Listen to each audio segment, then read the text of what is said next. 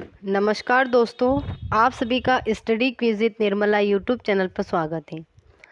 हम सॉल्व करेंगे एसएसटी के महत्वपूर्ण 25 प्रश्न जो कि 9th क्लास की बुक्स से बनाए गए हैं। एकदम नए प्रश्न हैं, आप इन्हें सॉल्व कीजिए। इनका लेवल कैसा था ये बताइए, और किसी ने अभी तक चैनल को सब्सक्राइब नहीं किया है तो सब्सक्राइब करके बेल आइकन को प्रेस कर दीजिए ताकि आने वाली वीडियो आपको मिल सके। तो देखते हैं प्रश्न पहला। अमलानंद घोष के द्वारा 1953 में बीकानेर संभाग में कुल कितने स्थलों की खोज की गई थी? 25, 26, 52 या 30? तो राइट आंसर क्या हो जाएगा?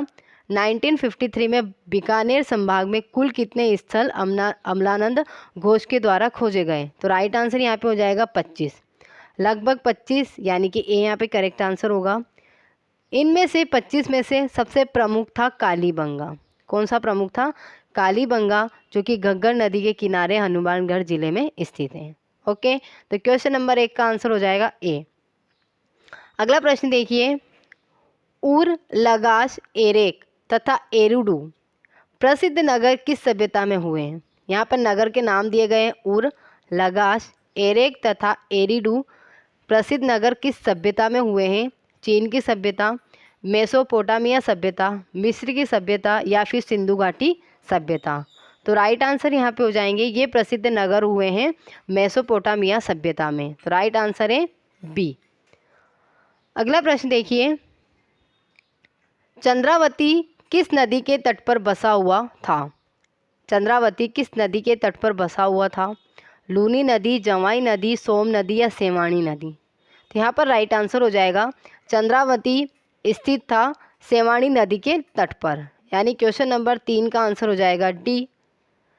चंद्रावती कौन से जिले में पड़ता है? तो ये पड़ता है सिरोही, माउंट आबू।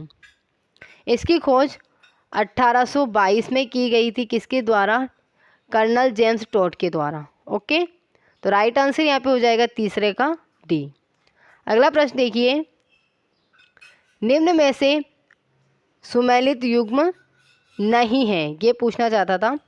तो निम्न में से कौन सा युग्म सुमेलित नहीं है ये बताना है। 3 यहाँ पे सुमेलित हैं और 1 सुमेलित नहीं है।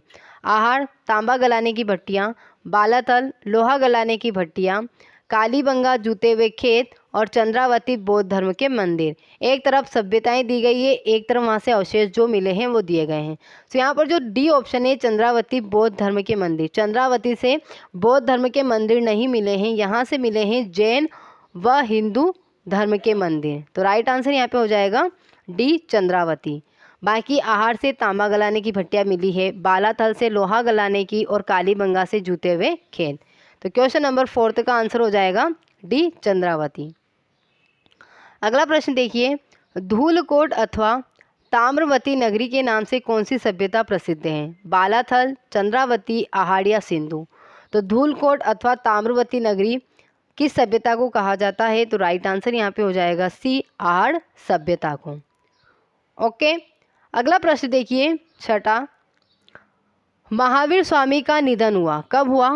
599 ईसा पूर्व, 527 ईसा पूर्व, 563 ईसा पूर्व या 483 ईसा पूर्व?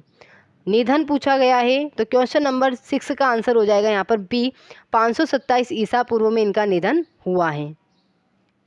जन्म कब हुआ है महावीर स्वामी का? तो जन्म हुआ है 599 ईसा पूर्व, 563 ईसा पूर्व में महात्मा बुद्ध का जन्म हुआ है और 483 ईसा पूर्व में महात्मा बुद्ध की मृत्यु हुई है। अब आप देखिए, एक क्वेश्चन में आपके 4 क्वेश्चन सॉल्व हो गए, यानी कि क्वेश्चन नंबर 6 का आंसर हो जाएगा बी, 527 ईसा पूर्व। अगला प्रश्न देखिए, 7वां। वैदिक साहित्य का अंग नहीं है? महाभारत, वेद, ब्राह्मण, उपनिषद? तो राइट आंसर हो जाएगा महाभारत वैदिक साहित्य का अंग नहीं है। बाकी वेद, ब्राह्मण, उपनिषद, आरण्यक, वेदांग ये सभी वैदिक साहित्य के अंग हैं। तो क्वेश्चन नंबर 7 का आंसर क्या हो जाएगा? ए। अगला प्रश्न देखिए, 8वां। महावीर स्वामी के द्वारा दिए गए त्रिरत्नों में से कौन सा शामिल नहीं है? सम्यक ज्ञान, सम्यक चरित्र, सम्यक वाक, डी ऑप्शन है सम्यक दर्शन? तो यहाँ पर राइट आंसर हो जाएगा, महावीर स्वामी ने त्रिरत्न बताए हैं, तो उनमें से कौन सा महावीर स्वामी ने नहीं दिया है? तो 8वें का आंसर हो जाएगा सम्यक वाक्, यानी कि सी आंसर यहाँ पे सही होगा। सम्यक वाक् किसके द्वारा दिया गया है? तो ये दिया गया है गौतम बुद्ध के द्वारा, यानी कि ये बौद्ध धर्म से संबंधित है। अगला प्रश्न देखिए 9वां, तपस्सु और मलिक कौन थे? 2 बंजारे थे। गौतम बुद्ध के द्वारा सबसे पहले उपदेश दिया गया था, यानी गौतम बुद्ध के द्वारा इन दोनों को पहले उपदेश दिया गया था। बोध गया में इनको उपदेश मिला, या उपर्युक्त सभी? तो यहाँ पे राइट आंसर हो जाएगा डी, उपर्युक्त सभी। तपस्सु और मलिक 2 बंजारे थे जिसे बोध गया में गौतम बुद्ध के द्वारा सबसे पहले उपदेश दिया गया था, यानी कि ए बी सी तीनों ही ऑप्शन राइट है, यानी कि क्वेश्चन नंबर 9 का आंसर हो जाएगा डी। अगला प्रश्न है 5 मुख्य नियमों में से कौन सा महावीर स्वामी के द्वारा जोड़ा गया? 5 मुख्य नियम बताए गए हैं जैन धर्म में, उनमें से कौन सा महावीर स्वामी के द्वारा जोड़ा गया, ये पूछा गया है।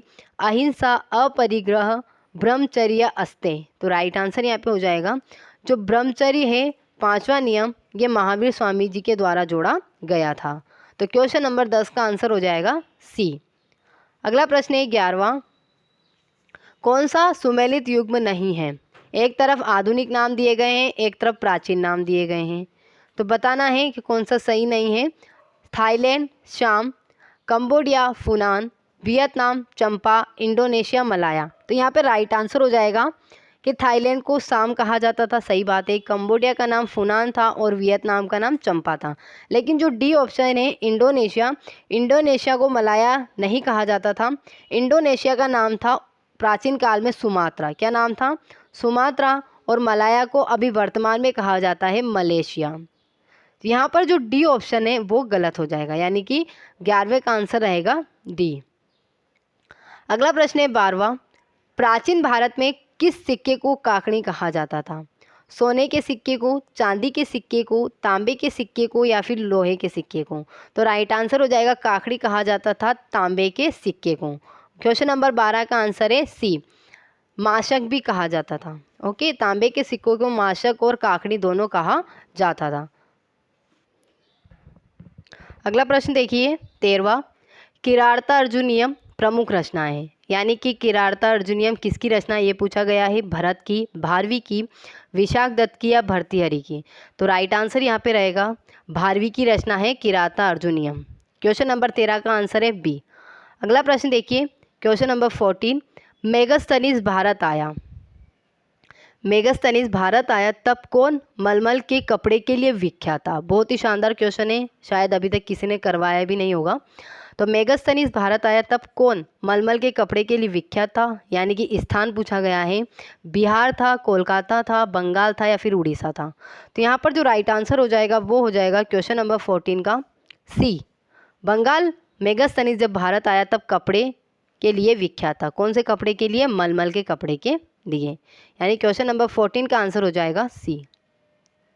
क्वेश्चन नंबर 15, औषधि विज्ञान में विश्व का प्रथम शल्य चिकित्सक किसे माना जाता है? औषधि विज्ञान में विश्व का प्रथम शल्य चिकित्सक यानी कि सर्जन किसे माना जाता है? आर्यभट्ट को, सुश्रुत को, धन्वंतरी को, या नागार्जुन को? तो यहाँ पर राइट आंसर होगा क्वेश्चन नंबर 15 का बी, सुश्रुत को माना जाता है विश्व का प्रथम शल्य चिकित्सक। अगला प्रश्न देखिए, ब्रह्म समाज किस पर आधारित है? ब्रह्म समाज किस पर आधारित है? वेद पर, उपनिषद पर, दोनों पर, या फिर आरण्यक पर? तो यहाँ पर राइट आंसर हो जाएगा ब्रह्म समाज वेद व उपनिषद दोनों पर आधारित है। तो राइट आंसर क्या हो जाएगा क्वेश्चन नंबर 16 का सी। ब्रह्म समाज की स्थापना किसने की थी? तो ब्रह्म समाज की स्थापना 1828 में राजा राम मोहन राय के द्वारा की गई थी। तो राइट आंसर हो जाएगा क्वेश्चन नंबर 16 का सी। अगला देखिए क्वेश्चन नंबर 17, स्वामी दयानंद सरस्वती का निधन हुआ कब हुआ? 22 मई 1772 को, 10 अप्रैल 1875, 30 अक्टूबर 1883, या फिर 11 सितंबर 1893? तो राइट आंसर हो जाएगा स्वामी दयानंद सरस्वती की का निधन पूछा गया है। तो राइट आंसर होगा 30 अक्टूबर 1883, सी यहाँ पर करेक्ट आंसर हो जाएगा। 22 मई 1772 को क्या हुआ था? तो राजा राम मोहन राय का जन्म हुआ था। क्या हुआ था? राजा राम मोहन राय का जन्म हुआ था। 10 अप्रैल 1875 को आर्य समाज की स्थापना हुई थी। क्या हुई थी? आर्य समाज की स्थापना।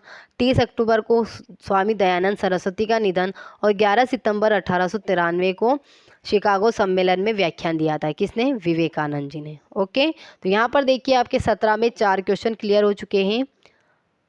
आप बताइए क्वेश्चन का लेवल कैसा है। अगर किसी ने अभी तक चैनल सब्सक्राइब नहीं किया है तो चैनल सब्सक्राइब कर लीजिए, वीडियो को लाइक ज़रूर कीजिए और कमेंट सेक्शन में बताकर जाइए आपके कितने सही हुए। अगला प्रश्न देखिए, क्वेश्चन नंबर 18। 1874 में स्वामी दयानंद सरस्वती के द्वारा सत्यार्थ प्रकाश की रचना कहाँ की गई? यानी कि जब उन्होंने सत्यार्थ प्रकाश की रचना की तब वो किस प्रवास पर थे? तो यहाँ पर राइट आंसर रहेगा 1874 में स्वामी दयानंद सरस्वती के द्वारा सत्यार्थ प्रकाश की रचना की गई। कहाँ पर? जयपुर, अजमेर, वाराणसी या उदयपुर। तो राइट आंसर हो जाएगा यहाँ पर डी, उदयपुर। अगला प्रश्न है 19। अणुव्रत आंदोलन के प्रणेता हैं दयानंद सरस्वती, विवेकानंद, केशव चंद्र सेन या आचार्य तुलसी। तो करेक्ट आंसर हो जाएगा डी, आचार्य तुलसी। कौन थे? आचार्य तुलसी। अणुव्रत आंदोलन इन्होंने कब चलाया था? तो ये चला था 1 मई यानी कि 1 मई 1949 को इनके द्वारा अणुव्रत आंदोलन चलाया गया था। तो यहाँ पर आंसर हो जाएगा यानी क्वेश्चन नंबर 19 का आंसर है डी। अगला प्रश्न देखिए, क्वेश्चन नंबर 20। रामकृष्ण मिशन की स्थापना कब की गई? 11 सितंबर 1893, 12 जनवरी 1863, 5 मई 1897 या 20 अगस्त 1828। तो राइट आंसर यहाँ पे हो जाएगा कब की गई थी रामकृष्ण मिशन की स्थापना? तो क्वेश्चन नंबर 20 का आंसर है 5 मई 1897। सी यहाँ पर राइट आंसर हो जाएगा। ओके, अगला प्रश्न देखिए, इंडिया गजट कब प्रकाशित हुआ? इंडिया गजट समाचार पत्र है, ये कब प्रकाशित हुआ? 1780, 1774, 1800 या 1826। तो राइट आंसर हो जाएगा यहाँ पर ये प्रथम समाचार पत्र है इंडिया गजट। तो ये कब प्रकाशित हुआ? तो 1774, बी यहाँ पर करेक्ट आंसर हो जाएगा। 1780 में बंगाल गजट प्रकाशित हुआ था, 1780 में। 1826 में हिंदी भाषा का उदंड मार्तंड जो है वो प्रकाशित हुआ था और 1800 ईस्वी को छापे खाने की शुरुआत हुई थी। कहाँ से? कलकत्ता से। ओके, तो क्वेश्चन नंबर 21 का आंसर हो जाएगा बी, 1774। अगला प्रश्न है 22वां। तात्या टोपे को अंग्रेजों को किसने पकड़वाया? सलूम्बर के रावते केसरी सिंह ने, कोठारिया के सामंत जोध सिंह ने, नरवर के शासक मान सिंह ने या फिर आहुआ के ठाकुर कुशाल सिंह ने। तो यहाँ पर राइट आंसर हो जाएगा तात्या टोपे को अंग्रेजों के हाथों या अंग्रेजों को पकड़वाया था नरवर के शासक मान सिंह ने, यानी कि नरवर के शासक मान सिंह के द्वारा तात्या टोपे को अंग्रेजों के हाथों सौंपा गया या पकड़वाया। तो राइट आंसर हो जाएगा क्वेश्चन नंबर 22 का सी। अगला देखिए क्वेश्चन नंबर 23। मंगल पांडे को फांसी कब हुई? जनवरी 1857, मार्च 1857, अप्रैल 1857 या मई 1857। तो राइट आंसर हो जाएगा मंगल पांडे को फांसी हुई थी 8 अप्रैल 1857। सी यहाँ पर राइट आंसर होगा। अगला प्रश्न है 24 देखिए, अंग्रेजों के द्वारा भारतीय सैनिकों को 9 रुपये मासिक दिया जाता था। अंग्रेज सैनिकों को दिया जाता था। क्वेश्चन अच्छा है कि अंग्रेजों के द्वारा भारतीय सैनिकों को अगर 9 रुपये मासिक दिया जाता था तो अंग्रेज सैनिकों को कितना दिया जाता था? 70 रुपये से 80 रुपये तक, 60 रुपये से 70 रुपये तक, 80 रुपये से 90 रुपये तक या 90 रुपये से ऊपर। तो यहाँ पे राइट आंसर हो जाएगा 24 का 60 रुपये से 70 रुपये तक। बी यहाँ पे करेक्ट होगा। अब देखिए कितना अंतर है, 60 रुपये से 70 रुपये तक अंग्रेज सैनिकों को दिया जाता था जबकि भारतीय सैनिकों को ओनली यानी कि मात्र 9 रुपये दिए जाते थे और वो भी महीने के। तो राइट आंसर हो जाएगा बी। अगला प्रश्न देखिए, सुमेलित कीजिए। सुमेलित करना है, एक तरफ रचनाकार है और एक तरफ रचना है। राजा राम मोहन राय, सोम प्रकाश, तिलक, संवाद कौमुदी, ईश्वर चंद्र विद्यासागर केसरी, हरिश्चंद्र मुखर्जी हिंदू पैट्रियट। ये रचना है पूरी हिंदू पैट्रियट। तो राइट आंसर क्या हो जाएगा? राजा राम मोहन राय ने संवाद कौमुदी लिखी थी, ए का हो जाएगा 2। तिलक के द्वारा केसरी लिखी गई थी, ईश्वर चंद्र विद्यासागर ने सोम प्रकाश लिखा है और हरीश चंद्र मुखर्जी ने हिंदू पैट्रियट लिखा है।